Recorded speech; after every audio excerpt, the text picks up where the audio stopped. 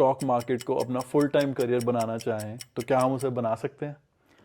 हाँ साहिल, बिल्कुल बना सकते हैं, पर इसके लिए हमें कुछ तैयारी करनी होगी। स्टार्टिंग में हमें फुल टाइम इनकम के लिए स्टॉक मार्केट पे डिपेंड नहीं करना चाहिए, क्योंकि ये थोड़ा रिस्की होता है। और किसी को सक्सेसफुल ट्रेडर या सक्सेसफुल इन्वेस्टर बनना है तो वो कैसे बन सकते हैं? बेटा, एक सक्सेसफुल ट्रेडर बनने के लिए सबसे पहले एक सक्सेसफुल इन्वेस्टर बनना ज़रूरी है। तो पापा सपोज मेरे पास आप मान के चलो 10 लाख रुपए पड़े हैं। ये मेरा सरप्लस फंड है और मैं इसमें चाहता हूँ कि मैं थोड़ी इन्वेस्टिंग भी करूँ और थोड़ी ट्रेडिंग भी करूँ। तो आप मेरे को बताओगे मैं कैसे कर सकता हूँ दोनों ही? आपको साल के अंदर इस पैसे पे 50 से 100% तक रिटर्न मिल सकता है।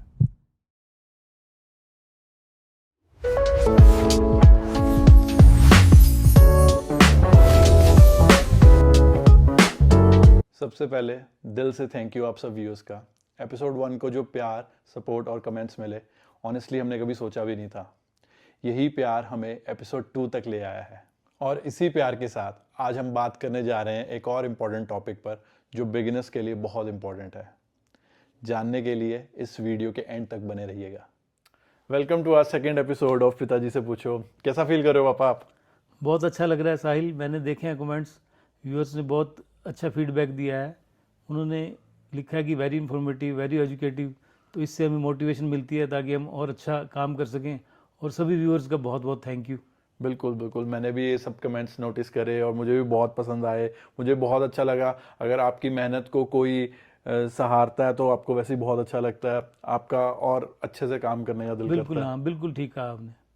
तो पापा आज का जो टॉपिक है वो है, अगर कोई चाहे कि हम स्टॉक मार्केट को अपना फुल टाइम करियर बनाना चाहें तो क्या हम उसे बना सकते हैं? हाँ साहिल, बिल्कुल बना सकते हैं, पर इसके लिए हमें कुछ तैयारी करनी होगी। सबसे पहले तो स्टार्टिंग में हमें फुल टाइम इनकम के लिए स्टॉक मार्केट पे डिपेंड नहीं करना चाहिए, क्योंकि ये थोड़ा रिस्की होता है।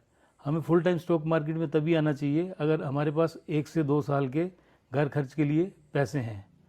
और उसके बाद अगर हमारे पास घर खर्च के लिए पैसे नहीं हैं तो हमारी कोई पैसिव इनकम होनी चाहिए, जैसे रेंटल इनकम या इंटरेस्ट इनकम, ताकि जिससे हमें इन केस ऑफ इमरजेंसी अपनी इन्वेस्टमेंट से पैसा ना निकालना पड़े। इसके बाद एक और ज़रूरी बात है कि हमारे पास हेल्थ इंश्योरेंस होना भी ज़रूरी है। इन केस अगर कोई मेजर हेल्थ इशू आ जाता है तो हमें अपना इन्वेस्टमेंट को बेचना ना पड़े, इसलिए ये बहुत ज़रूरी है ये चीज़ें करनी। और इससे भी बेहतर एक चीज़ और है, अगर हम जो भी काम कर रहे हैं, कोई जॉब कर रहे हैं या कोई बिज़नेस कर रहे हैं, तो हम पार्ट टाइम उसके साथ स्टॉक मार्केट का एक्सपीरियंस लेते रहें। अगर हम वो कर लेते हैं तो हमारे लिए डिसाइड करना और आसान हो जाता है कि हम फुल टाइम स्टॉक मार्केट में आ सकते हैं या नहीं आ सकते। तो पापा मेरा इससे रिलेटेड आपसे ये सवाल है कि अगर जैसे हमारी प्रिपरेशन हो जाती है जो आपने हमें बताया, तो अगर उसके बाद स्टॉक मार्केट में आना है और किसी को सक्सेसफुल ट्रेडर या सक्सेसफुल इन्वेस्टर बनना है तो वो कैसे बन सकते हैं? बेटा, एक सक्सेसफुल ट्रेडर बनने के लिए सबसे पहले एक सक्सेसफुल इन्वेस्टर बनना ज़रूरी है। और सक्सेसफुल इन्वेस्टर बनने के लिए आपको इन्वेस्टिंग की नॉलेज होनी चाहिए, जो कि आपको मार्केट में अच्छी इन्वेस्टिंग की बुक्स मिल जाती हैं, उसकी स्टडी होनी चाहिए। और आपको खुद भी रिसर्च करनी चाहिए और उसके बाद आपको इन्वेस्टिंग शुरू करनी चाहिए। जब आपको कॉन्फिडेंस आ जाए कि आप एक सक्सेसफुल इन्वेस्टर बन गए हो, तो उसके बाद ही आपको ट्रेडिंग शुरू करनी चाहिए, क्योंकि जो एक सक्सेसफुल इन्वेस्टर है वही ट्रेडिंग अच्छे तरीके से कर सकता है, क्योंकि उसको पता है कि हमेशा अच्छी कंपनी में इन्वेस्ट करना है, तो ट्रेडिंग भी अच्छी कंपनी में ही करेगा। ट्रेडिंग में ज़्यादातर लॉस लोगों को इसीलिए होता है क्योंकि उनको इन्वेस्टिंग की नॉलेज नहीं होती। और जो एक इन्वेस्टर है वो एक मैच्योर पर्सन होता है और वो ट्रेडिंग भी इन्वेस्टिंग के तरीके से ही करता है, तो इसलिए उसमें लॉस के चांसेस बहुत कम होते हैं। तो क्योंकि एक जो फ्रेश आदमी अगर वो ट्रेडिंग करता है, उसका बिजनेस का माइंड सेट नहीं होता, तो इसलिए उसको लॉसेज ज़्यादा होते हैं। तो बेसिकली पापा ये इन्वेस्टमेंट और ट्रेडिंग जो है ये बिजनेस माइंडसेट का गेम है। तो अगर कोई इसे बिजनेस माइंडसेट की तरह करे, ना कि स्पेकुलेशन की तरह, तो मुझे लगता है उसके सक्सेस होने के चांसेस ज़्यादा हैं। हाँ बिल्कुल ठीक समझा साहिल आपने, क्योंकि जो इंसान एक बिजनेसमैन की तरह सोचता है वही एक अच्छा इन्वेस्टर और एक अच्छा ट्रेडर बन सकता है, अदरवाइज इसमें सक्सेसफुल होना बहुत मुश्किल है। तो पापा सपोज मेरे पास आप मान के चलो 10 लाख रुपए पड़े हैं। ये मेरा सरप्लस फंड है और मैं इसमें चाहता हूँ कि मैं थोड़ी इन्वेस्टिंग भी करूँ और थोड़ी ट्रेडिंग भी करूँ। तो आप मेरे को बताओगे मैं कैसे कर सकता हूँ दोनों ही? बेटा, सबसे पहले तो ये है कि जो आपके पास 10 लाख रुपये सरप्लस फंड है, ये वो फंड होना चाहिए जो आपको इमरजेंसी में भी जिसकी ज़रूरत नहीं है। इमरजेंसी के लिए आपके पास अलग फंड होना चाहिए, तभी आप इसको शेयर मार्केट में इन्वेस्ट कर सकते हो। तो हम 10 लाख रुपए को डिवाइड कर सकते हैं कि हम कैसे ट्रेडिंग करें और कैसे इन्वेस्टिंग करें। सबसे पहले हमें 10 लाख में से 2 लाख रुपए किसी अच्छे म्यूचुअल फंड में इन्वेस्ट करने हैं। उसके लिए आप या तो खुद रिसर्च कर सकते हो या अपने फाइनेंशियल एडवाइज़र की हेल्प ले सकते हो। तो इसको हमने 10 से 15 साल के लिए इन्वेस्ट करना है ताकि हमारा अच्छा वेल्थ क्रिएट हो सके। उसके बाद 3 लाख रुपए आपने करना है डायरेक्ट इक्विटी शेयर्स में, जिसमें आप 3 से 5 कंपनी में इन्वेस्ट कर सकते हो, क्योंकि हम एक कंपनी में इन्वेस्ट करेंगे तो वो रिस्की हो जाता है। अगर मान लो उस कंपनी में प्रॉब्लम हो जाए तो हमें लॉस हो सकता है।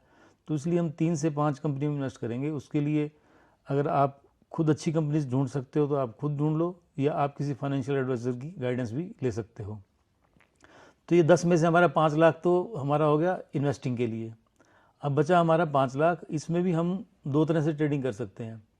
इसमें हम 3 लाख रुपए से ट्रेडिंग करेंगे पोजिशनल ट्रेड में। पोजिशनल ट्रेड वो होता है जिसमें आप कोई भी अच्छी कंपनी के स्टॉक्स लेके उसको 1 से 6 महीने तक अपने पास होल्ड रखते हो, और जब भी आपको लगता है, चाहे 1 महीने के अंदर, चाहे 1 महीने से 6 महीने के अंदर, जब भी आपको लगता है कि आपको 20 से 25% रिटर्न आ रही है तो आप अपना प्रॉफिट बुक कर सकते हो। तो इस तरह से अगर आपको साल में 5 या 6 ट्रेड भी मिल गए तो आपका पैसा डबल हो सकता है। यानी कि आपने इसमें 3 लाख यूज़ किया है तो आपका 6 लाख भी बन सकता है। तो उसके बाद बचा आपका 2 लाख रुपया।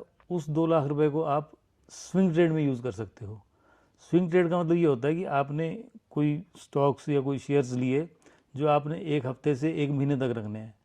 तो उसमें आपने देखना ये है कि एक तो ये भी अच्छी कंपनी होनी चाहिए ताकि जिसमें कोई रिस्क ना हो, और आपने ये देखना कि अगर आपको 5 से 10% रिटर्न मिल जाता है तो आप प्रॉफिट बुक कर सकते हो। अगर तो आपको 1 हफ्ते में ही मिल जाता है 5 से 10% रिटर्न तो आप तभी बुक कर लो, नहीं तो आपको अगर 1 महीने के अंदर मिलता है तो आप अपना प्रॉफिट बुक कर सकते हो। तो इस तरह से अगर आपको 10 ट्रेड भी ऐसे मिल गए तो आपको साल के अंदर इस पैसे पे 50 से 100% तक रिटर्न मिल सकता है।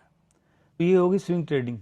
कई बार ऐसे भी होता है साहिल कि हमने कोई ट्रेड लिया और हमें सेम डे ही 5 से 10% रिटर्न मिल रही है, तो हम उसको सेम डे भी प्रॉफिट बुक कर सकते हैं। और अगर हमने सेम डे ट्रेड लिया, सेम डे ही हमें प्रॉफिट हो गया 5 से 10%, तो इसे इंटरडे ट्रेड कहते हैं। तो जो इंटरडे ट्रेडिंग है तो क्या उसमें भी सक्सेसफुल हुआ जा सकता है? इंटरडे ट्रेडिंग में सक्सेसफुल होना बहुत मुश्किल है क्योंकि वो बहुत रिस्की होता है। तो इंटरडे ट्रेडिंग जो है वो मेहनत से ज़्यादा लक पे ज़्यादा डिपेंड करता है, क्योंकि हमें एक दिन में हमें पता नहीं होता कि मार्केट कहाँ जाएगी, ऊपर जाएगी या नीचे जाएगी। तो इसलिए वो बहुत रिस्की होता है। इंटरडे ट्रेडिंग हमें खुद से नहीं करनी।